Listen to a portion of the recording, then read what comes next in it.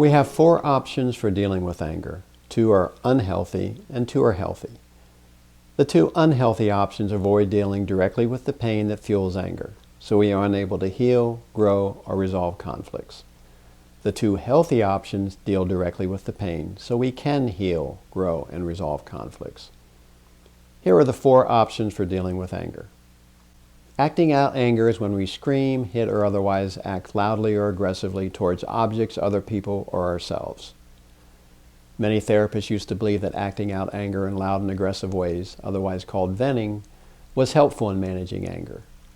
We now know this isn't true because venting doesn't address the underlying pain that fuels the anger, so we are unable to heal. As such, we remain doomed to acting out the same anger and making the same mistakes over and over.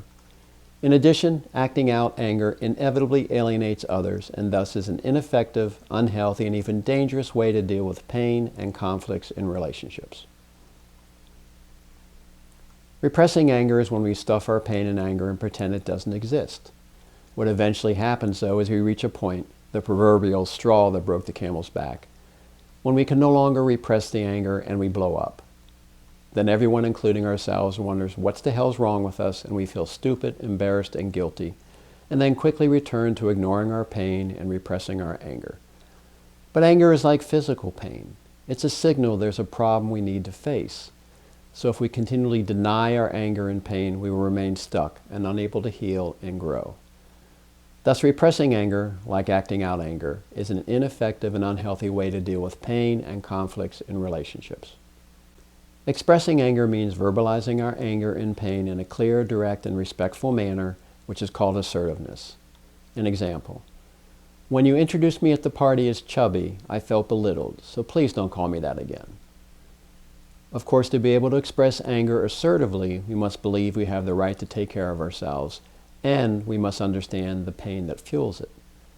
To do this skillfully, we must first calm ourselves down, identify the pain, and then figure out what we need to do to take care of ourselves with respect to the upsetting situation, which may mean setting a boundary or making a request for change.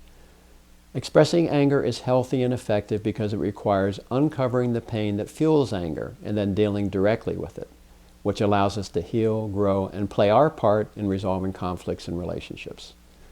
Learning to express anger rather than repress it or act it out can be a turning point on the path to healing, maturity, and increased emotional intelligence.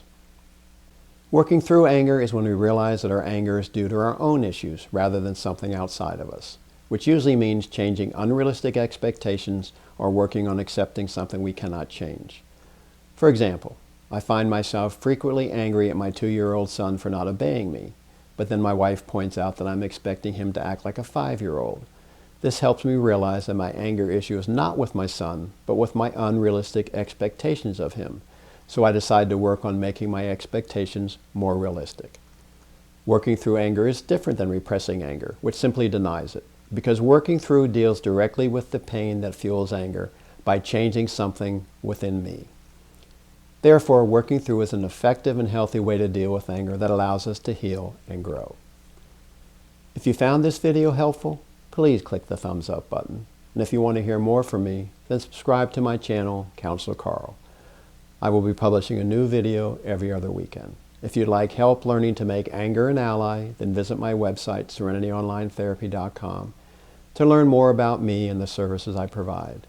Thank you for watching this video, and keep paying attention to your life. Until next time.